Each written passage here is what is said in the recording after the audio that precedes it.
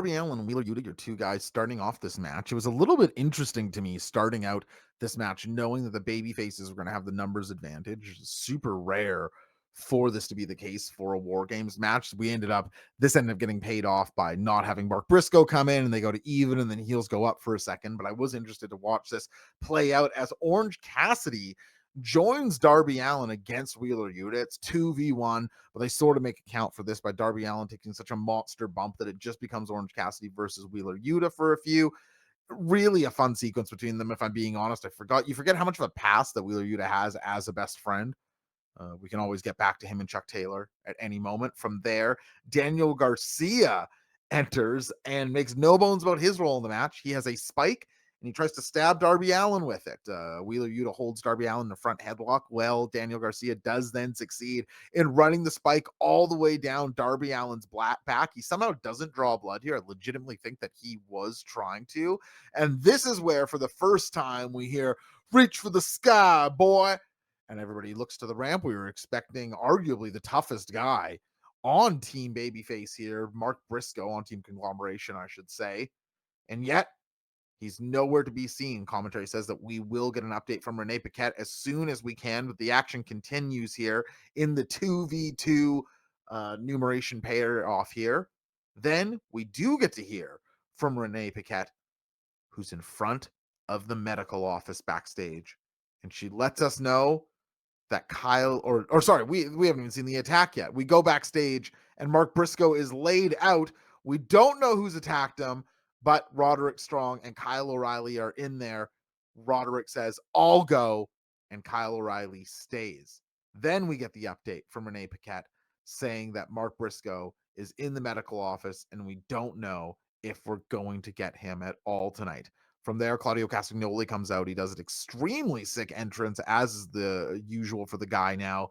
And Claudio just, I don't even know that shines bright encompasses how useful this guy is in matches like this. We've talked about him and Darby Allin's relationship and how much Darby trusts him. But I think through that, he just has a reputation of, if you're going to be involved in something dangerous, it should be involved with Claudio Castagnoli. From his entry point to the exit point, he is the center for anything coming off the turnbuckle, for anything going to the outside. He is involved, and it's just an impressive thing to watch play out. Now Kyle O'Reilly comes out and he immediately jumps on that guillotine on Claudio Castagnoli, returning to that, reminding you of their match from a while ago. And before long, Kyle O'Reilly is just gushing blood. This is like, have we seen somebody this bloody on television for real? I'm trying to think what the bloodiest match, not in AEW, on Dynamite was, because Kyle O'Reilly has to be on the short list for the guy who has gotten the bloodiest on AEW Dynamite, and I absolutely appreciated him for it. He's followed by the man he would go on to tap out with an ankle lock later on in this match, Jon Moxley, who comes in, and there's like two modes of Mox, right? There's over-the-top hardcore Mox, which he does as a heel, but you could sort of read as the more babyface tinged version of him. And then let's call the version of him that's more present in this match and has been present in so many lately as Death Rider's Jon Moxley. He's more of like a torturer and a gruesome, sick guy. And he applies that in so many spots in this match, but maybe not more notably anywhere than when Orange Cassidy squares off with him. And these two have an immense history with one another. He puts his hands in the pocket during the stare down. Jon Moxley pulls out the staple gun and staples Orange Cassidy's hands while they're in the pocket. Now, I wouldn't go questioning the logistic reality of this. Could you staple someone's hands inside their pockets? Probably not without a staple gun, I would suggest, but I still thought the spot had immense effect and allowed Orange Cassidy to be really interesting from that point forward, where his comeback, even just him getting back to his feet, but then he has reason to enter the hands in the pocket comeback that we know he does, but without actually putting the hands in the pocket. He's starting from there. So it gives him reason to already be there late in the match, which I thought was cool. Mark Briscoe, though, finally arrives. He gets an enormous reaction here. The fans, this reminds me of when I went to go see the Monster Trucks with my old roommate and drummer Brock. 2 times through the show, they went to the back. and it was Grave Robber. And the Grave Robber driver was like, the engine won't turn over. Yeah, I don't know if I'm going to make it out there. And then they go back. Maybe 45 minutes later, the driver's sweating. He's like, I'm so sorry. I don't want to let the people of Vancouver, BC down. But it doesn't really look like we're going to get Grave Robber tonight. And then, of course, at the 11th hour, who comes ripping out and the gong and all the fire? Oh, it's Grave Robber, and everybody loses their minds. Now, I'm smarter than the average 6-year-old who was at the monster truck, so I saw that coming, of course. I was explaining to all the don't worry, this is fake. He's going to come out. But this reminded me of that, and it had the same effect. Mark Briscoe just out to a gigantic reaction here. People thrilled to see him. They know that he's going to be the difference maker as he makes his way to the top with Wheeler Yuta, who is very much looking to earn my respect, I suppose, because I loved him giving Mark Briscoe a ton of focus here. Every bump on the top of the cage just feels absolutely electric. You're horrified by everything going up there. Mark Briscoe, I would say, obviously a guy not afraid to flirt with danger, just going closer to the edges than your average wrestler would in these situations, just making everything you're like, hey, hey, hey. And it's really fantastic to watch play out. And that's sort of, there's so many ways to bring danger into a match, but that's just a very natural, as long as you feel comfortable with your back facing it. I mean, I wouldn't, but you know that space very well. And he plied that veteranship in a way that really took your breath away. Then comes Pac, who we really need to do something with, maybe on to the degree of a Powerhouse Hobbs or Brody King, like I was saying earlier, because this guy just enters the match, is immediately the man, gets a huge reaction, is smooth all over the place to a degree that is, it almost feels like he's not a bad guy because he's so good at performing everything. Like, him as a weapon pointed at someone you hated would feel so satisfying. Like if there was an invasion angle, oh, Roman Reigns is here, and a babyface Pac was the bullet you were firing at him, you'd feel really good about that guy unleashed. But here, he can barely hold it in. He's just such a difference maker as soon as he arrives.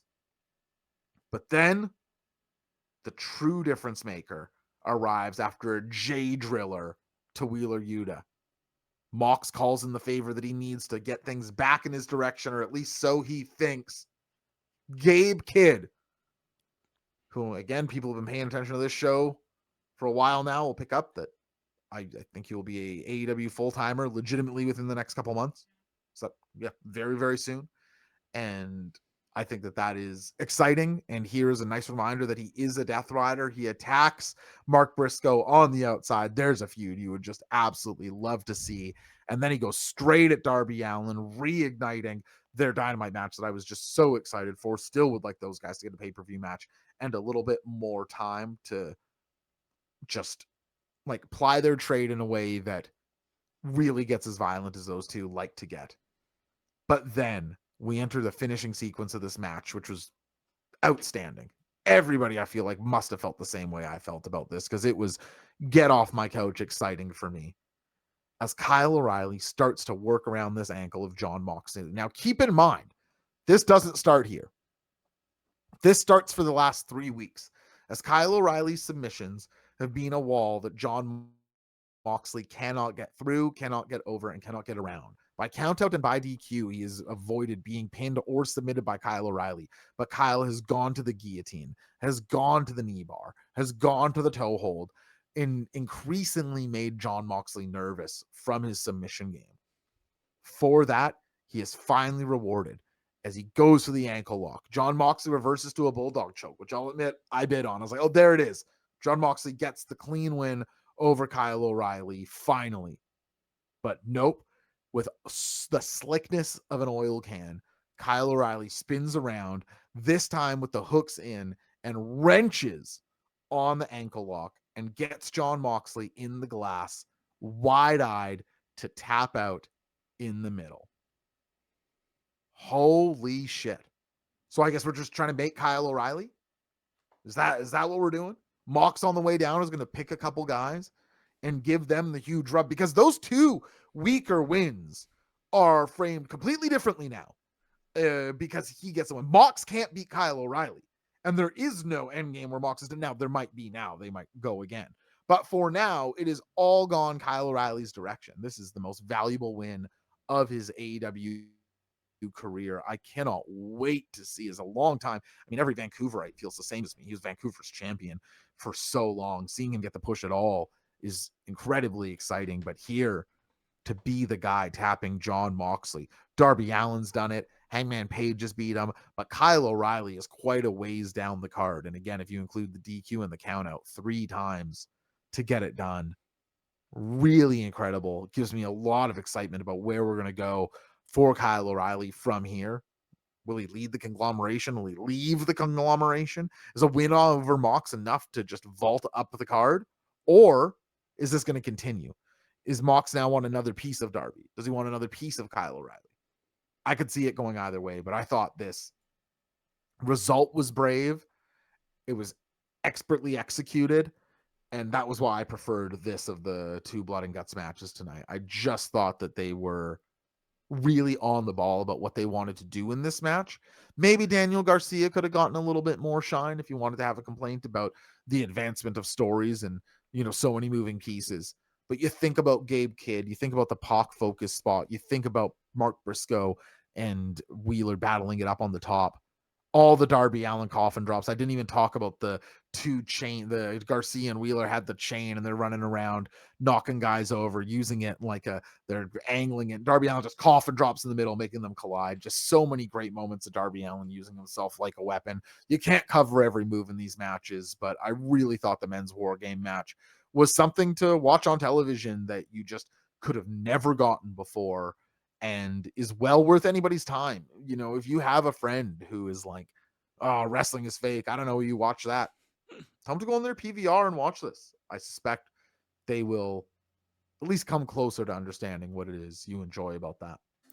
We are so bad at this YouTube stuff. So if you would give us a hand, hit like, hit subscribe, maybe tell a friend about Wrestling Brain, this YouTube channel. Of course, you can always check out the full streams over at twitch.tv/Wrestling Brain. We'd love if you did. We'll see you there.